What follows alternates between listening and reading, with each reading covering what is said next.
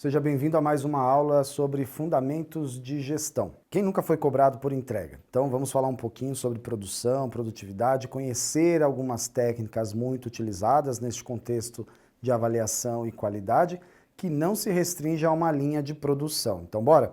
Sou o professor Rodrigo Oliveira e estarei aqui com você falando sobre produção e produtividade, ok? Duas palavrinhas aí muito próximas, mas muito distantes no seu contexto, ok? Então, anote aí e vamos começar a entender aqui. Primeira coisa, o que é produção? Né? Não estou falando da produção de show, estou falando de produção, produto e tudo mais. É todo o processo de se criar bens e serviços. Puxa, então quando eu estou entregando um serviço, estou entregando, fazendo alguma coisa, é produção? É, isso é produção. Diferente de produtividade. Produtividade é a medida ao quão eficientemente os recursos de produção são usados, entendeu? Então eu posso ser extremamente produtivo, mas às vezes a minha eficiência ela não está tão boa, então é uma maneira, a produtividade é uma medida que eu vou avaliando se aqueles recursos estão de uma maneira eficiente sendo bem utilizados. E aí, vamos trazer um exemplo aqui para diferenciar produção e produtividade. Eu vou trazer os exemplos de carro de novo, tá bom? Você já viu nas outras aulas, mas talvez fique um pouquinho mais fácil, um pouquinho mais palpável ali da gente ver. Então vamos pensar na linha de produção de um carro novo. Então você tem ali uma série de processos, e olha só, vamos voltar a alguns conhecimentos das outras aulas, de planejamento, de projeto, de organização de conhecimentos, de técnicas que vão ser adotadas, de recursos financeiros que serão empenhados na organização da produção daquele carro, da produção daquele determinado modelo por uma fábrica. Poderíamos trazer aqui, por exemplo, uma série de fábricas ou dar alguns nomes. Mas se eu entro num processo de criar um novo bem e serviço, eu tenho a produção do carro envolvido ali, por exemplo, a entender o mercado, entender o ambiente externo ao qual eu estou envolvido, entender o público que eu vou atender, entender as pessoas que teriam interesse em adquirir aquele carro e adquirir aquele determinado produto, aquele determinado modelo. Quer um exemplo legal? Hoje você está acostumado a ver carros grandes aí, né? Jeep, Renault, tem ali os seus carros que são chamados de SUV, são carros grandes, maiores, um pouco mais parrudos, que você consegue passar num buraco sem medo de quebrar o carro inteiro. Mas por que surgiu esse tipo de veículo? Foi uma série de análises e conhecimento do público, né, do mercado, que levou à produção daquele tipo de veículo, à produção daquele tipo de automóvel que atendesse uma demanda, né? E aí as indústrias começaram a fazer as suas análises, as suas organizações para que a chegada da produção daquele determinado carro fosse viável.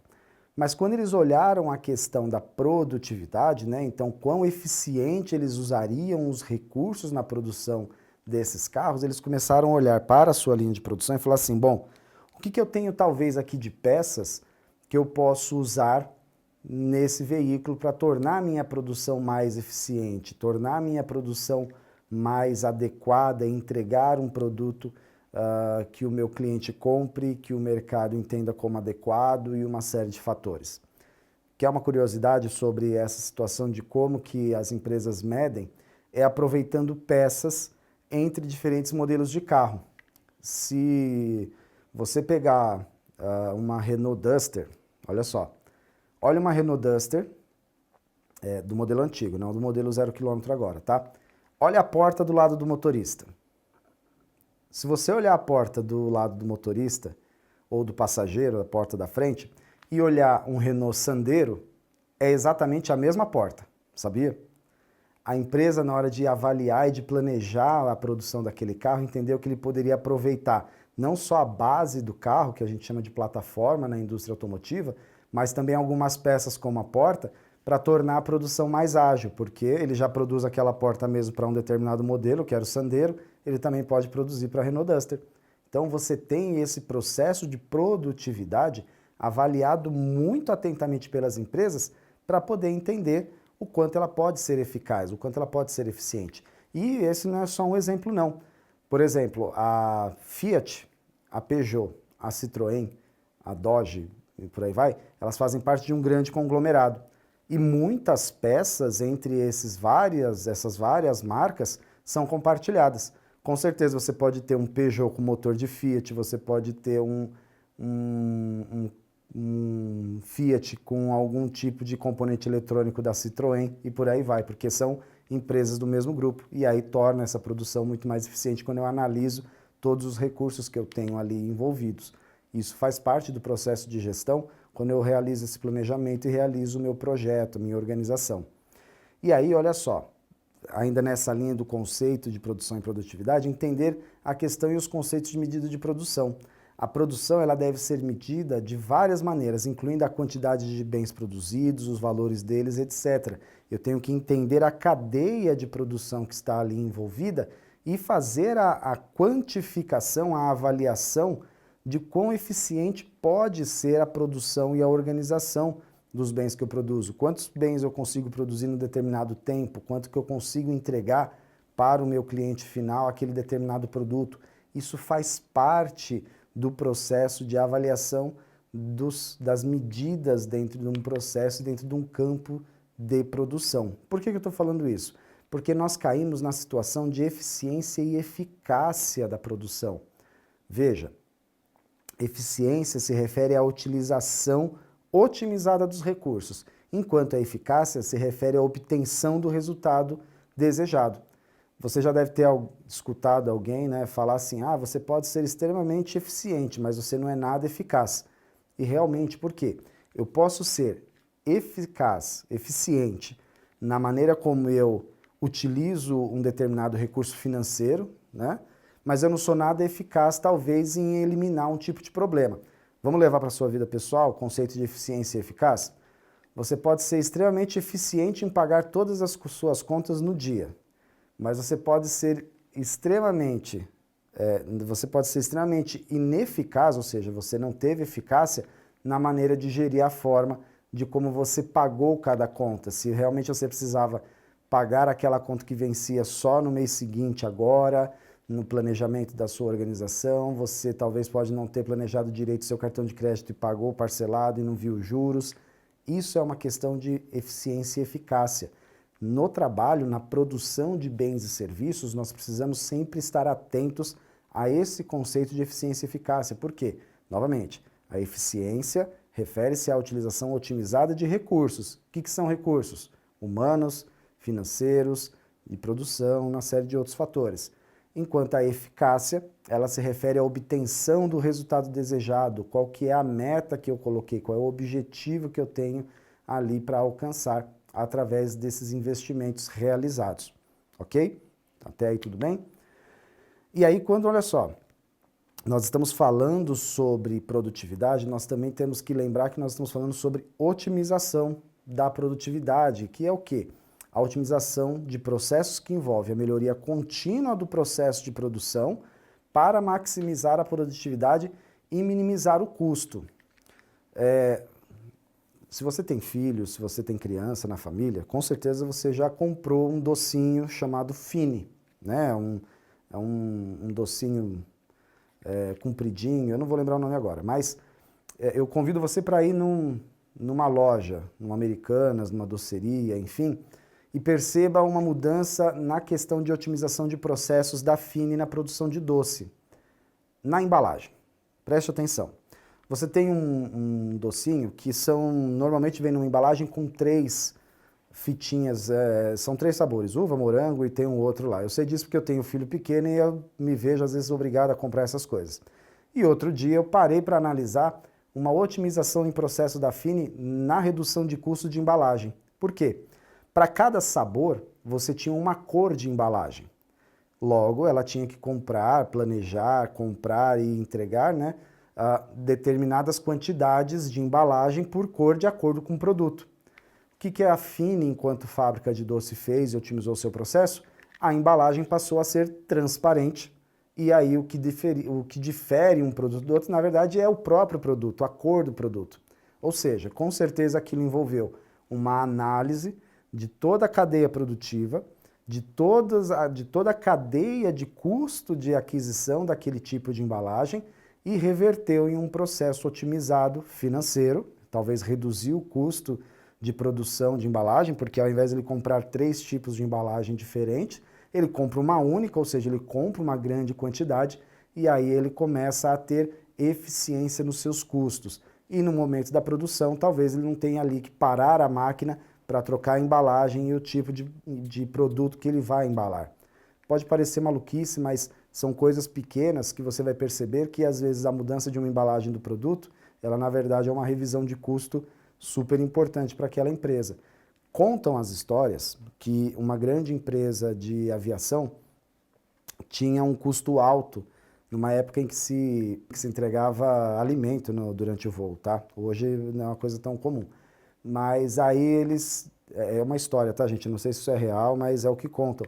Que eles tiraram a azeitona de um determinado alimento que eles entregavam para os passageiros e aquilo reduziu bilhões de custo daquela empresa aérea, porque aí aquele salgado que ela entregava sem azeitona ficava X por cento mais barato e tudo mais. Então, perceba, é uma questão de otimização de processos que é comum e faz parte do papel do administrador, ok? E aí, quando a gente está falando de produção, produtividade, e lembra, eu não estou falando só de produção industrial, eu estou falando de produtos e serviços, de bens e serviços também. Eu possuo técnicas e métodos que ajudam na produtividade e na avaliação. Então eu vou trazer aqui 3 para vocês, mas existem muitos outros aí. O primeiro é o Six Sigma, que ele é uma técnica que ajuda na avaliação, na definição, mensuração, análise, melhoria de processos. E aí eu estou falando de processo produtivo, mas também de organização. Muita empresa usa esse modelo para reavaliar a forma como gere as suas atividades, como entrega serviços, tá? Mas eu tenho também o Kaizen e também tenho os princípios do Lean, que ajudam nessa avaliação e na organização de atividades e de produtividade. Vou trazer um videozinho para vocês aqui que fala um pouco sobre Kaizen. Então, acessa lá o seu material e veja esse vídeo por completo para você entender o quão importante, o quão bacana é aplicada essa técnica.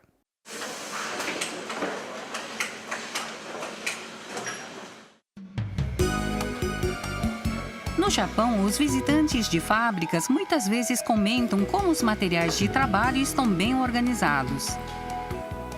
Esta é a chave da eficiência. Quando as ferramentas são dispostas corretamente, não se perde tempo procurando por elas. Um pré-posicionamento lógico de materiais reduz o tempo de locomoção e diminui colisões durante o caminho. Tais técnicas para melhorar a eficiência e a segurança no trabalho são conhecidas como Kaizen, que, em japonês, significa fazer algo melhor. Os empregados da fábrica estão sempre buscando meios para melhorar o trabalho, para dar 2 passos em vez de 3 ou usar 5 segundos em vez de 10. Pequenas melhorias dão um grande resultado, isso é Kaizen. A ideia de Kaizen começou nas fábricas automotivas há cerca de 70 anos. Compartilhando melhorias nos processos de trabalho, os empregados contribuíram nos anos da bolha econômica do Japão e a filosofia de Kaizen ainda está viva na indústria japonesa. E aí, pessoal, passado esse videozinho que com certeza você já assistiu, se a gente for falar dos desafios da melhoria da produção e da produtividade, eu preciso lembrar que existem vários desafios na melhoria da produção e da produtividade, incluindo a resistência à mudança, a falta de recurso e a falta de treinamento. Imagina, se você é um cara que está subindo a montanha ali, não tem recurso nenhum, não tem uma corda, não tem um capacete, mas você precisa subir aquela montanha, você não tem treinamento e você não está ouvindo o pessoal falar, desce daí porque tem uma escada do outro lado, né? Você é resistente à mudança. Quanto nós não encontramos isso dentro de empresas, dentro do nosso ambiente de trabalho? Às vezes eu, enquanto empreendedor, posso também ser assim. Essa questão dos desafios envolvidos na produção e na produtividade, elas caem na grande necessidade que nós temos de compreender o ambiente que nós estamos envolvidos. E aqui eu trago um exemplo rápido da Apple, né? Você que adora o seu iPhone, o seu relógio e todas as outras tecnologias da Apple, saiba que eles já foram extremamente resistentes a algumas mudanças e quase faliram. Na história da Apple, ela tem ali alguns momentos em que ela sai de um grande papel da criadora dos computadores pessoais, não, ou do modelo de computador pessoal mais acessível e mais fácil de uso, né, para um modelo onde ela é resistente a entender ou acolher aquele novo mercado, aquela nova demanda e quase falir. Então, quantas empresas ou quantos negócios a gente conhece que não foram ágeis o suficiente em avaliar a mudança, em capacitar as pessoas que estão ao redor dela e também não foram ágeis em gerir melhor os seus recursos humanos e os seus recursos financeiros. Se nós olharmos na história do Brasil, nós vamos encontrar várias empresas que sucumbiram, né, que fecharam, porque simplesmente deixou de olhar uma potencialidade, uma possibilidade de inovação e persistiu talvez ali num erro, tá? Esse é um ponto muito importante que nós temos quando nós falamos de desafios da produção e da produtividade.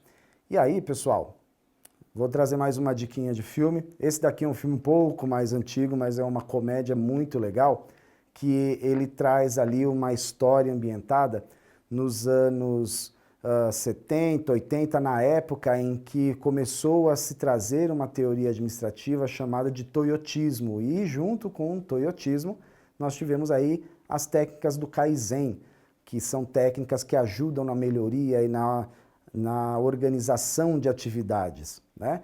E aí, eu vou contar rapidinho aqui a história, mas procure esse filme. Esse filme chama Fábrica de Loucuras, ele se passa nos Estados Unidos, onde uma fábrica de automóveis ela está falindo e todos os empregados vão ser mandados embora, até que uma indústria japonesa adquire essa fábrica e tenta trazer a cultura japonesa de produção e de organização de métodos eficazes e eficientes para a produção.